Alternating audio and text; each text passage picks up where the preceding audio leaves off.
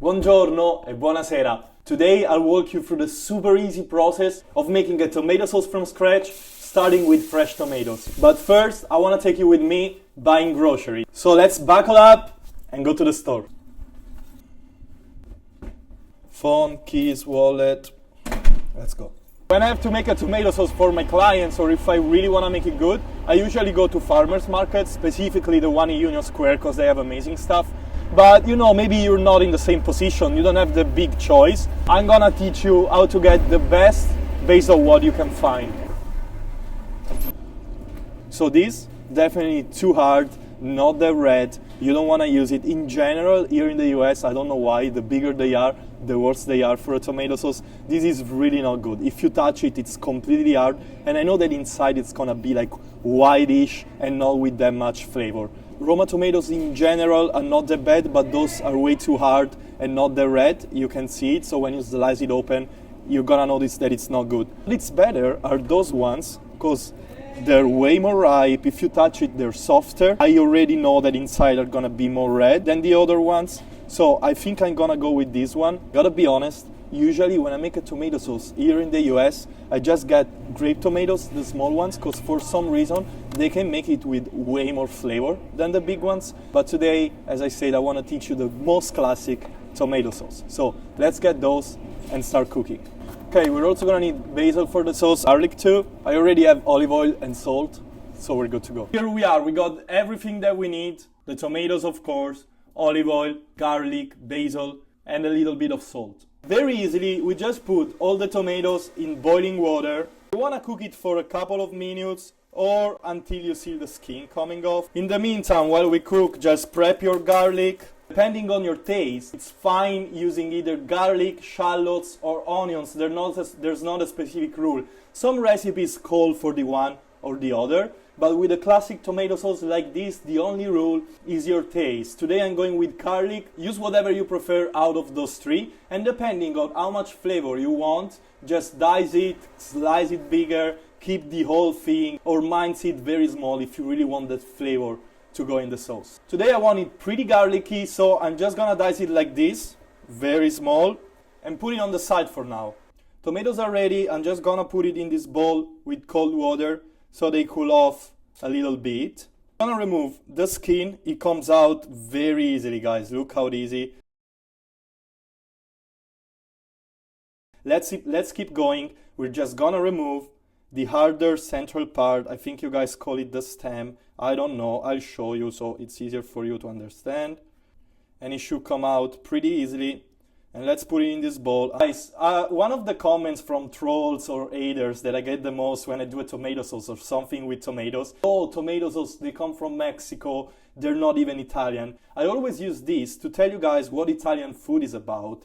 The geographical position of Italy in the middle of the Mediterranean always made it great to have a huge varieties of ingredients. The spirit of Italian people since back then was embracing those weird new ingredients from wherever in the world and turn it out amazing. I'm saying that because nowadays the stereotype of the Italian of social media is always screaming to make that carbonara absolutely with guanciale. Pineapple on pizza is gross, but before it wasn't like that at all. That's why Italian cuisine became great, the best around the world, because we always embrace those new ingredients. Tomatoes at first were seen as an ornamental plant. They thought they were poisonous, but then with a very open mind mentality, they started cooking with it and made probably the base of the Italian cuisine. So now we're good. The skin is off. People always ask me how to remove the seeds. I personally don't remove the seeds because I like them. You have two ways. You either blend everything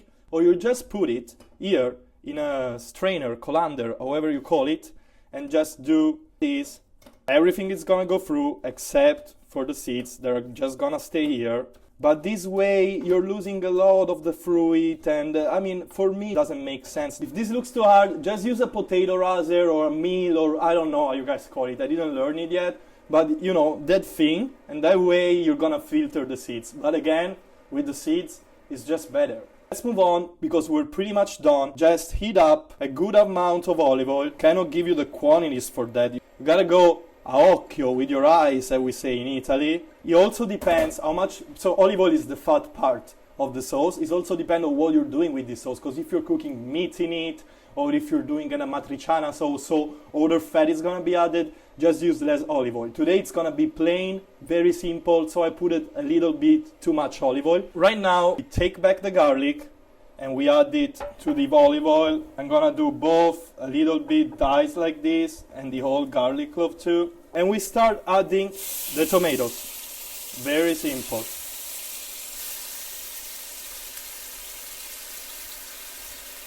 All this water, we're gonna need it.